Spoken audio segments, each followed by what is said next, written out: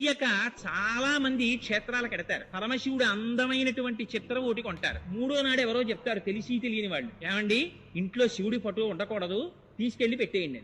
శివాలయం ఒకటి తేరగా దొరుకుతుంది, తీసుకొచ్చి తెల్లవారేటప్పటికి శివాలయాల్లో పెట్టేస్తుంటారు. దాని గురించే భాగవతం మాట్లాడింది. అవి పిచ్చి పనులు. శ్రీచక్రం టీవీ. శివాలయానికి తీసుకొచ్చి శివుడి ఫోటో పెట్టేయడం ఏమిటి? నీకు మంగళం అక్కర్లేకపోతే, నీకు శ్రేయస్సు అక్కర్లేకపోతే, నీకు కళ్యాణం అక్కర్లేకపోతే, నీకు సుఖశాంతులు అక్కర్లేకపోతే నువ్వు శివుణ్ణి విడిచిపెట్టేసుకో, అభ్యంతరం ఏం లేదు. నీకు అశాంతి కావాలంటే, అమంగళమే కోరుకుంటే శివుడు నాకు అక్కర్లేదని చెప్పచ్చు.